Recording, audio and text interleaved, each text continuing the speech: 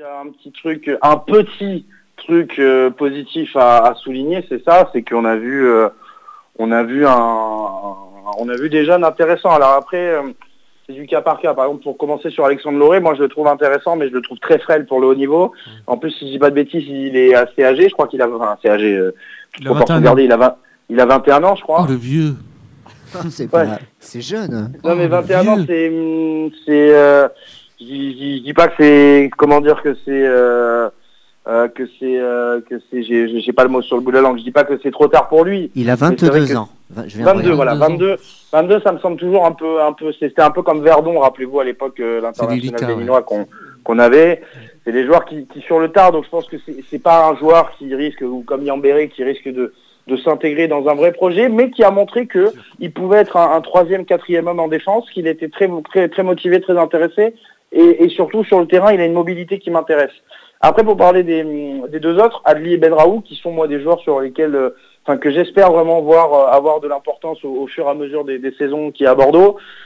On va commencer par Benraou, que je connais très peu, parce que je regarde peu la réserve malheureusement, et donc je l'attendais depuis longtemps en Ligue 1. Je trouve que son rôle était ingrat.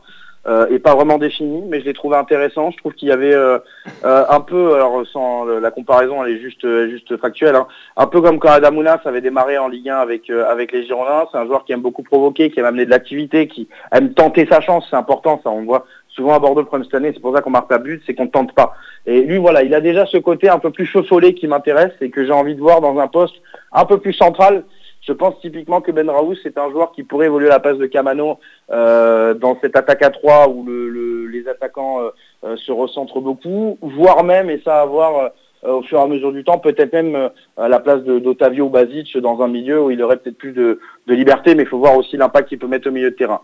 Et Adli, sa rentrée, elle est très très bonne, mais après Adli, sa gestion, il est rentré 10 minutes contre Toulouse. Après, pendant 3 mois, il faisait la vaisselle. Après, là, il rentre 20 minutes. C'est intéressant. Est-ce qu'on va le voir contre Lille dimanche?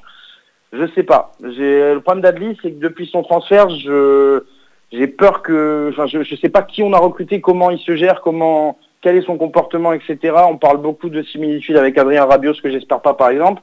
Mais son entrée, encore une fois, a prouvé que c'est un mec qui a énormément de talent, Yacine Adli, je pense. Et que si vraiment il y a un entraîneur qui arrive à lui donner la confiance, à bien le lancer et à lui mettre un cadre de vie, ce sera peut-être un bon pari, contrairement à ce que moi et certains pensaient quand il signe à Bordeaux. Mais voilà, mais encore une fois, pour finir sur les jeunes, ce qu'il faut dire, c'est que ce sont aujourd'hui ceux qui nous font le plus plaisir, entre guillemets, ou ceux qui nous font le moins de mal quand on regarde les matchs des Girondins. Donc si Paolo Sousa nous écoute, s'il vous plaît, Paolo... mettez les jeunes, quoi. Mettez les jeunes à Lille, mettez les jeunes contre Reims, mettez les jeunes à Caen. Allez-y. C'est le moment. C'est peut-être eux qui vont avoir des cartes à jouer pour la saison prochaine et engranger une confiance dont le club a beaucoup besoin.